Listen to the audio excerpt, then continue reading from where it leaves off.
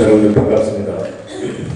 종교개혁주의 499주년 이제 뜻깊은 주간입니다. 이제 500주년 한 해 같은 그런 주간에 여러분들과 함께 한국 교회를 새롭게 생각할 수 있게 한 시간을 주신 것을 감사드립니다. 최근에 전국에 대해서 말씀을 드리지 않고 넘어가기는 어려울 것 같습니다. 그야말로 국기문란, 국정농단의 초유의 사태를 맞이하는 우리들의 비애를 넘어서 실소를 금할 수 없습니다. 국민의 위임한 주권을 대통령이 행사하는 것이고, 그런 막강한 권한을 가진 직책이기에 수많은 논의와 과정을 거쳐서 우리 손으로 직접 뽑는 제도를 마련한 것입니다. 그런데 한갓 무당에 지나지 않은 아무런 직책도 없는 한 여인에게 그 권한을 송두리째 넘겨주다니 이게 무슨 말이나 대법한 일입니까? 수많은 사람의 재산과 남북 관계의 명운이 달려있던 개성공단의 폐쇄도 그 여인이 결정했다고 하지 않습니다. 평생 모은 재산을 날린 개성공단 입주 기업가는 수십 년 공을 들여서 진척한 남북관계의 파탄을 지켜보는 국민들의 마음이 마찬가지일 것이라고 생각합니다. 허망하고 분노하게 됩니다. 분노하면서도 정신을 차려야 된다고 생각하는 것은 염려스러운 것이 앞으로의 속해가 더 걱정되기 때문입니다. 국가의 위기라고 할 수밖에 없는 상황이 전개되는 것이 뻔히 보이기 때문입니다. 그런데 이러한 나라에 대한 걱정과 앞이 보이지 않는 미래에 대한 불안을 구약의 2700년 전에 하박국 선지자의 예언을 통해서도 우리가 듣게 됩니다. 약탈과 폭력이 벌어지고 다툼과 시비가 그칠 사이가 없는 시대, 율법이 해이하고 공의가 시행되지 못하는 현실을 하박국은 고발하고 있습니다. 예레미야와 동시대를 살았던 하박국은 민족의 운명이 바빌론에 의해 멸망되는 시점에서 당시의 현실을 고발하고 있습니다. 그러면서 다짐하는 것이 무엇입니까? 내가 초소 위에 올라서 서겠다. 망대 위에 올라가서 나의 자리를 지키겠다. 주님께서 나에게 무엇이라고 말씀하실지 기다려보겠다. 내가 호소한 것에 주님께서 어떻게 대답하실지 기다려보겠다고 말하지 않고 있습니다. 민족의 포스꾼으로서, 시대의 조망자로서 자신의 역할을 담당하겠다고 천명한 것입니다. 그의 믿음은 하나님의 정의가 반드시 이루어진다는 것이었습니다. 하나님의 때, 카이로스, 반드시 오고야 말 것이라는 그러한 믿음을 가지고 비록 늦더라도 반드시 온다는 시대적 신앙을 천명하고 있습니다. 이러한 하나님의 정의에 대한 믿음은 한 가지 문장으로 표현됩니다. 의인은 믿음으로 산다. 믿음으로 의롭다함을 얻는다는 이 칭의의 신학은 바울이 이어받았습니다. 오늘 여러분들께서 교도문에서 읽어드린 로마서 1장 17절의 말씀 속에 나와 있습니다. 그리고 이것은 16세기 종교개혁자들의 믿음이 되어 위대한 종교개혁의 모토가 되었습니다. 종교개혁가들의 신앙은 단순히 교회개혁이 아닌 종교개혁, 말하자면 총체적인 사회개혁의 목소리였습니다. 중세시대 천년의 어둠의 시대를 살아온 백성들에게 빛을 던져주는 행동이요, 마법과 종교무당의 권세에 시달려온 교회를 해방시키는 선언이었습니다. 마틴 루터가 만인 제사장서를 주장하고 칼빈이 직업 소명서를 주장하면서 종교 권력의 교리적 독점과 신분적 억압에서 벗어날 수 있는 그리스도인의 자유를 선포한 것입니다. 루터는 1520년 독일 귀족에게 고함이라는 책에서 이렇게 말했습니다. 모든 크리스찬은 똑같은 사제직을 받았기에 성스러운 영역과 속된 영역의 구분이 없다. 성도와 사도의 계급이 있을 수 없다. 사제와 평신도는 기등변에서 구별될 뿐이다. 사제는 성례 집행과 말씀 선포에서, 그리고 평신도는 세속 직업에서 소명을 감당한다.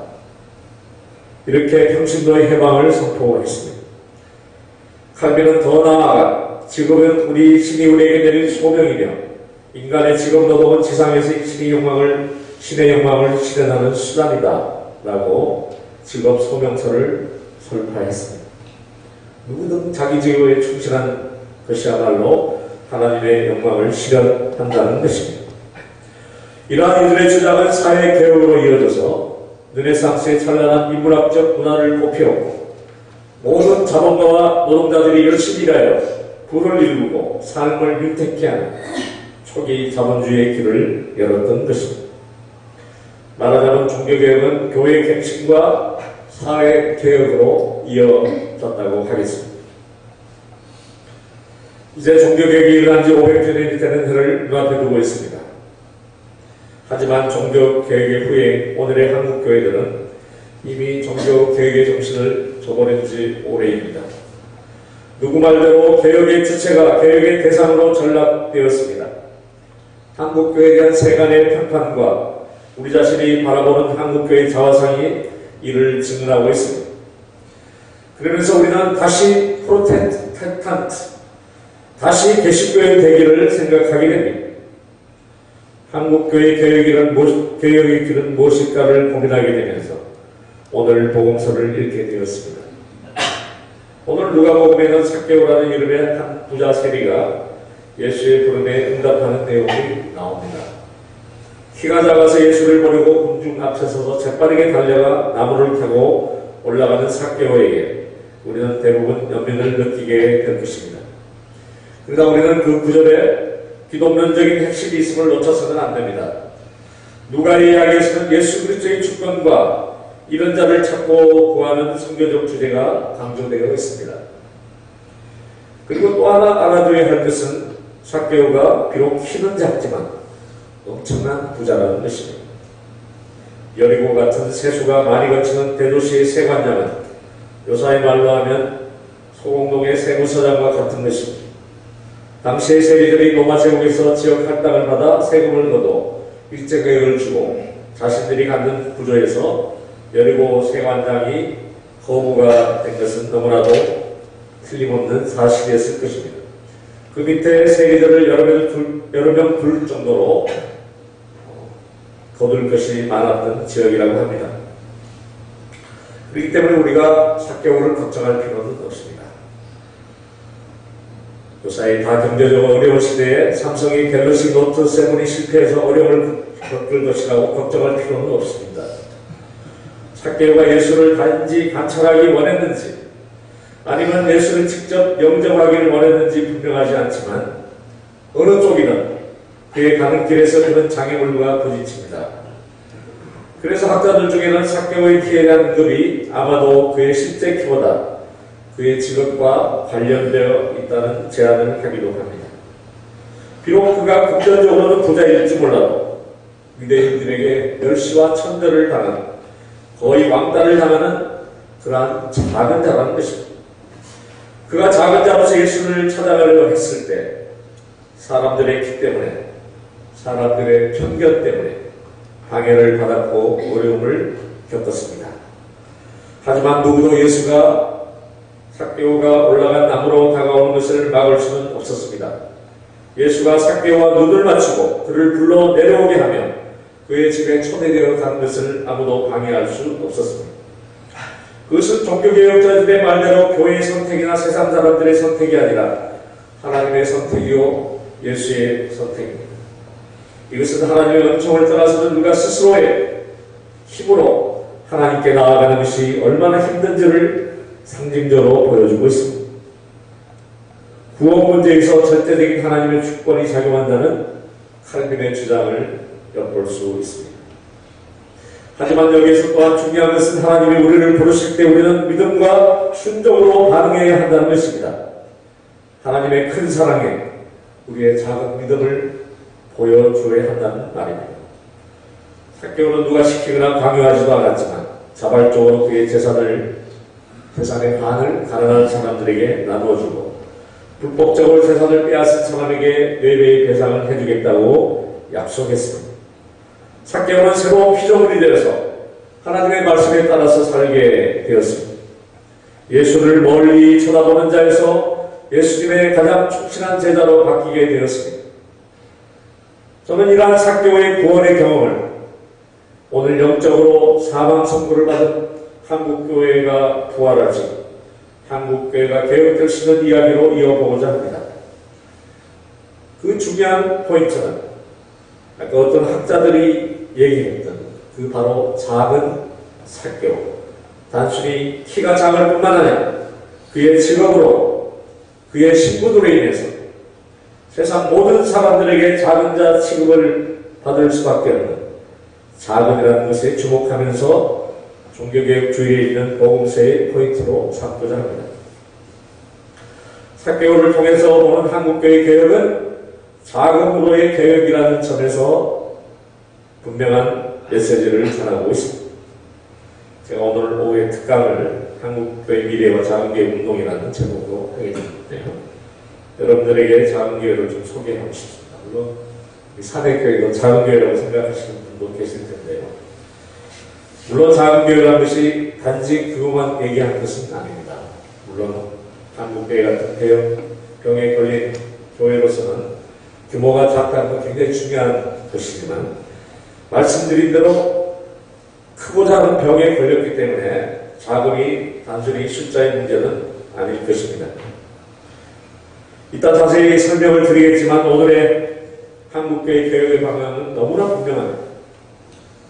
무엇보다 큰 교회에서 작은 교회로 바뀌어야 합니다. 한때 한국교회의 자랑과 자부심은 급속한 성장이었습니다. 세계적으로 유례가 없는 교회 성장을 이룬 것에 대해서, 세계 10대 교회 중에 반수세상이 한국에 있다는 것에 대해서 자랑스럽게 생각했습니다. 하지만 급속 성장은 과속 성장이기도 하고 이러한 과속 성장은 수많은 문제를 야기했습니다.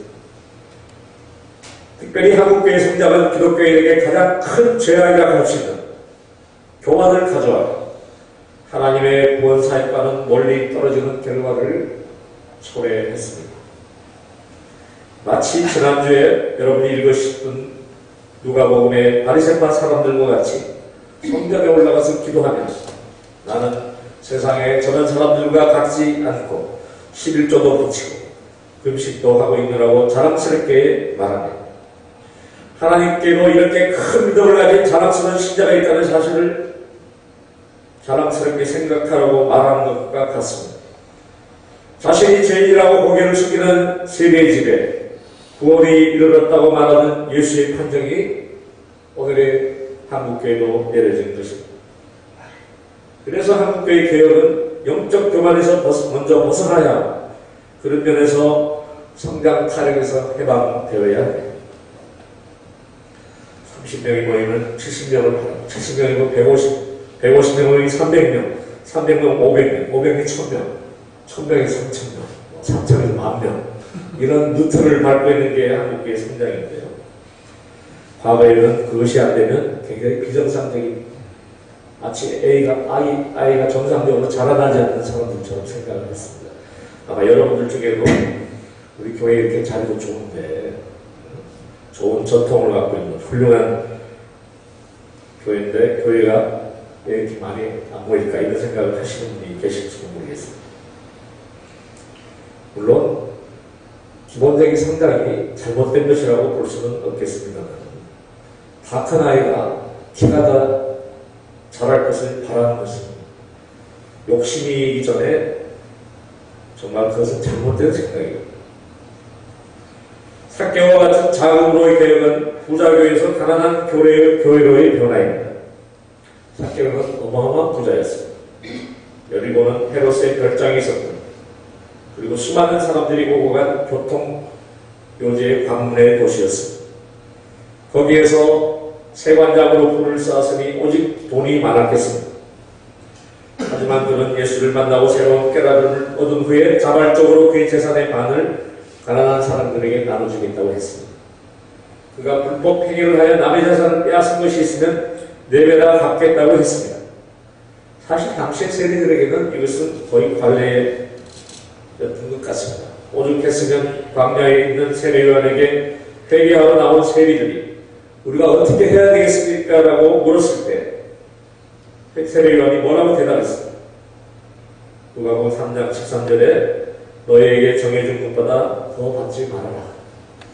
정해준 것만 받아라. 이 말은 정해준 것보다 더 많이 받은 사람이 어마어마하게 많다는 사실을 반증하고 있습니다. 한데 이렇게 싸운 삭개오의 부는 그의 말대로 실행했다네 거의 반토막 4분의 1로 없어지고 그도 보통 사람처럼 되었거나 가난하게 되었을지도 모르겠습니다. 사실 누가복음에는 그의 적절한 사용에 대한 가책이 곳곳에 나타나고 있습니다. 지금까지 여러분이 복음서를 계속 주로 읽어오셨던 그 복음서 본문들 보면 어리석은 부자의 비유, 불의한 청지기의 비유, 부자와 나사로의 비유 모두 개인적 부가 쉽게 사람들에게 우상이 된다는 것과 다른 사람들에게 필요한 것을 빼앗을 수 있다는 위험성을 강조했습니다. 그렇기 때문에 누가가 부를 적절하게 사용하는 것은 가난에 대한 만만적인 생각의 것이 아니라 분배의 정의에 관한 문제였던 것입니다. 오늘날 한국교회는 부자교회가 되었습니다. 수천억 건축 비용을 자랑하는 교회가 존경받는 교회가 되었고 어느새 한국교회는 초기 칼빈의 자본주의 정신을 버리고 자본주의와 물신의 포로가 되었습니다. 부자들의 더러운 돈이 헌금이라는 명목으로 세탁받는 것이 되었습니다. 돈이 많은 부자 관리가 근심하여 돌아갔지만 오늘 포기하지 못한 것이 한국 교회입니다. 하나님을 섬긴다고 하면서 만몬을 섬기는 교회가 됩니다. 더 이상 한국 교회는 부를 나누고 가난한 자를 위해서 살아가는 교회가 되지 못하고 있습니다. 한국 교회는 부를 나누는 삭개오의 해결을 닮아야 합니다. 삭개오 이야기에서 간접적으로 나타나는 자금으로의 개혁은 도시에서 마을로 돌아가는 것입니다. 대형 집회장에서 주님의 공동체로 나아가는 것입니다. 예수께서는 예루살렘 성전에서 고소당하고 그곳에서 십자가에 달렸지만 갈릴리 마을 곳곳에서는 치유와 나눔, 생명과 평화의 복음의 사역을 행하였습니다. 예수의 마을 사역은 민중들과 고통을 함께하고 생명의 공동체를 회복하는 사역이었습니다. 오늘 한국교회는 대도시에 작은 마을로 전환을 요구하고 있습니다. 여러분 보고 다 대도시를 떠나라는 얘기가 아니라 이 대도시 안에서 작은 마을 공동체를 만들어 가라는 말입니다. 거기에 대해서도 상세한 내용은 오늘 오후에 특강에서 다루고자 합니다. 사랑하는 사매교회 여러분, 저는 이 교회에 오면서 이 교회를 세우신 독립운동가이시며 농촌운동가이신 배민수 목사님을 생각하게 되었습니다. 기독교인으로 하나님 사람과 조국 사람을 하나로 생각하시고 평생을 조국의 독립운동에 헌신하셨습니다. 해방이 된 뒤에는 하나님 사랑, 농촌 사랑, 노동 사랑의 3의 사랑을 주장하셨다고 합니다.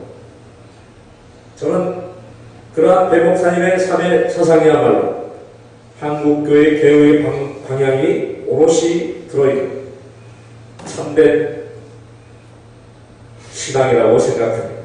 돈을 사랑하지 말고 하나님을 사랑하고 농촌의 마을로 돌아가며 노동자와 같은 작은 자들이 주인이 되는 진정한 공동체로 돌아가는 것이 이 시대의 과제이기 때문입니다.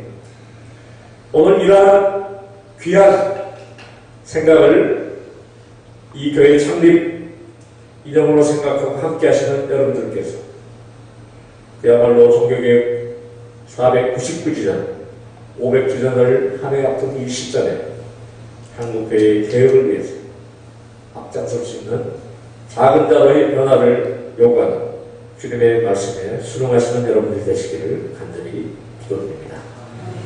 잠깐 기도드리겠습니다.